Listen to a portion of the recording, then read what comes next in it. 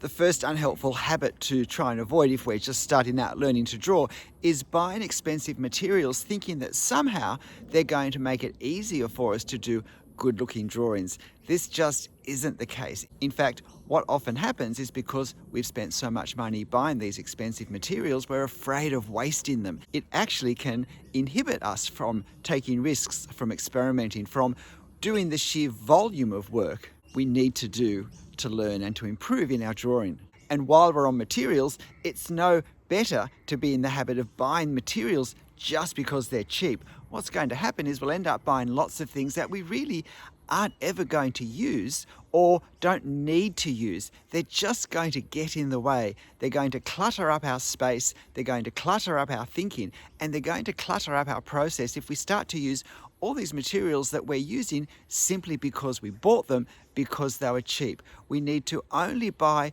what we know we need. We need to buy a quality that we can use up without being overly concerned about the price, and we need to keep things as streamlined as possible. Clutter affects our thinking, and our thinking certainly affects our drawing. Secondly, and this may not apply to everyone, but if at all I'm thinking I'm learning to draw because, well, I believe I'm talented in drawing.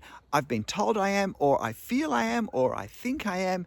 Wherever this thought is coming from, it's a very unhelpful thought to give any room to when we start to draw. Rather, I have to focus on the fact that learning to draw is a skill that I'm learning. If I focus on a skill, I stop thinking about producing artworks, which produces a very unhelpful pressure and influence on my beginning stage of drawing, and rather I think of I'm doing exercises, practice exercises in learning a skill. This is very important in setting up healthy expectations about the process, the effort, and the consistency that's going to be needed as I learn to draw. Thirdly, I need to stop thinking that by just practicing, by just drawing, I will improve. Now, I can't improve without practice, but it's quite possible to do the same unhelpful things in my drawing over and over and over again in every drawing for weeks, for months, for years, and therefore not see the sort of improvement that I'm hoping for. I need to develop habits where I can find out the things that aren't working in my drawings so that I can overcome them, whatever they are, or perhaps replace them with more helpful ways of thinking and putting marks on paper. So as part of that, I need to avoid the bad habit of simply starting a new drawing and forgetting about the old one as soon as I've done it, because it's the old drawing, the last one I've done, that holds the key to how I should be approaching my next drawing. I need to look at and critique what I've just done. I need to consider what's worked well, what hasn't worked well, what's been a disappointment. Or simply, can I get any ideas from what I've just done that I haven't had before about how I might proceed, how I might build on something that perhaps has worked a little bit, and so forth. This is the way my practice becomes positive, actually leads to improvement, and I'm specifically focusing on the things that I can see I need to work on. A very easy habit to fall into is getting a drawing half finished, and either because we're a bit discouraged or simply we're more excited now about something else, we leave it half finished. Almost every drawing we start, we have to push ourselves to finish. Quite apart from the good habits of discipline this builds, there are things we only discover in the second half of a drawing because we don't need them until the second half of the drawing. I want to make sure I'm working on all the skills of a successful drawing from before a mark hits the paper to the last mark that hits the paper. And I can't do that at the same level if I never reach the second half of the drawing. And let me say, it's the second half that, from my experience, actually ends up being the fun half, the really satisfying half. Another very unhelpful habit I see over and over again when people are starting to draw is trying to draw subjects that are too hard, too large, too complex, require too many skills that simply aren't there yet.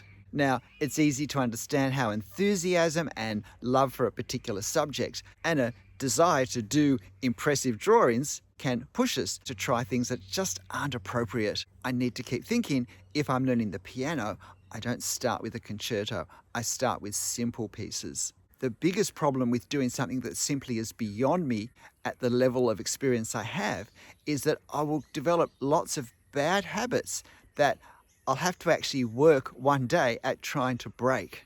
Or even worse, I'll start to make mistakes that because I make them in every drawing, because every drawing I try and do is actually beyond me at this point, that I reach the point where I don't see the things that aren't right, and they become really hard to even see, let alone correct, when my drawing experience takes me to the place where I perhaps could be starting to draw these subjects. We all need a little bit of patience as well as enthusiasm when we're learning a new skill. This next point is really important, and it's probably one that you may not have thought of. But if we're learning to draw at the start from books and from watching videos such as this one, I need to understand that my drawing teacher is not the person who wrote the book, and it's not the person speaking to me in the video. I am my own drawing teacher if I am not doing a course with a set curriculum and a teacher to guide me through it. Because part of what a teacher does is choose relevant material and to pace it in a productive, helpful way so that the student will learn and improve in a realistic and encouraging way. Teacher also marks the work, which is why we need to critique our own work. This next point's really important. When I'm starting to learn to draw, it's easy to start by drawing in a way which is not actually how I want to be drawing, but it feels easier at the start. I feel like this will be a way of getting into the water gradually, but I need to be so careful with this thinking. So for instance, if I want to draw with pen, if that's my passion, I shouldn't start by drawing with pencil because I feel this would be easier. Pens and pencils are two different media. They each have their own strengths and weaknesses, challenges and good characteristics. So I need to start with the one in an appropriate way that I actually want to develop my skill in. I don't want to distract my skill learning. If I've never learnt an instrument before, I wouldn't start with 3 instruments at once. I would start with one and learn how to use that instrument well. It's the same with drawing materials. I also shouldn't start in a process that isn't the process I want to end up doing. I shouldn't start by copying or tracing or gridding if what I want to do is to be able to draw freehand, directly freehand.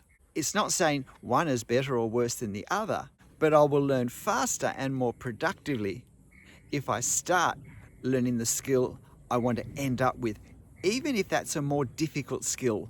Another practice that's easy to fall into when we start learning to draw because we think it's going to be helpful is that of the long drawing session. Now, I don't mean so much the total time spent drawing, but the total time spent on one drawing. I may think, well, I'm going to do this drawing in an hour, hour and a half. But what I need to remember is that in my thinking, we learn within a drawing cycle. And for someone learning to draw, a drawing cycle is starting and completing one drawing, which we then critique and learn from and start the next drawing.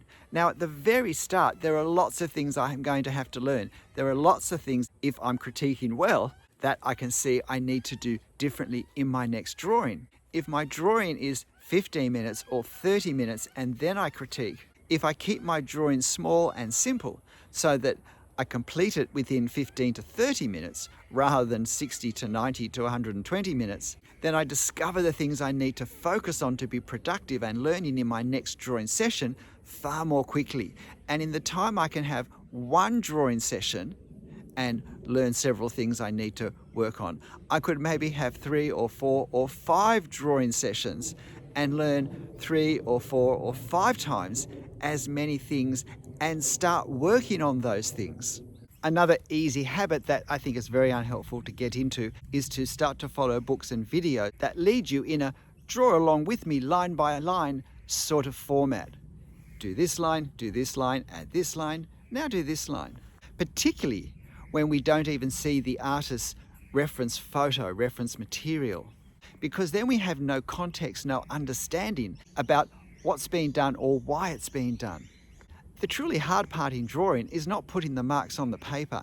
It's knowing what marks to put on the paper, where to put them, when, in our drawing session to put those particular marks and so forth. It's the translating, the creative translation that has to happen in our mind to convert our reference, the scene in front of us, or our imagination into marks on the paper using whatever we're using to create the drawing that we want. And we don't get experience learning any understanding of that process when we simply copy line by line. We also don't get it when we copy a finished drawing by another artist. This creative thinking, this creative translation is in fact the key skill that we need to learn when we learn to draw, because it guides and directs everything else. The last two habits to avoid are really quick but really important. Firstly, don't get into the habit of using an eraser, even if you're drawing with pencil. Just because we can erase our lines that we're not happy with doesn't mean it's a helpful thing to be doing when we're learning to draw. Remember, these are practice exercises, they're not artworks. And the lines that aren't in the right place will help me direct my second attempt at that line or that mark, whatever, because I can reference off the first one. And as I finish the whole drawing in one session, the lines that I didn't erase because they weren't in the right place, I can develop the skills of hiding them or making them look like they're not wrong or whatever. And these are really important skills to learn. Constantly erasing, especially when we're erasing the same thing over and over again, really breaks our rhythm, our tempo of drawing as well, and our thinking. It's very helpful to reach the place where I don't have to have perfection in something I'm only just really starting to learn. And lastly, I need to stop looking for tips, for tricks, for hacks, for shortcuts, for the easy way. Skill, by definition, is not come by that way. It's come by learning, it's come by practice, it's come through wise and considered process.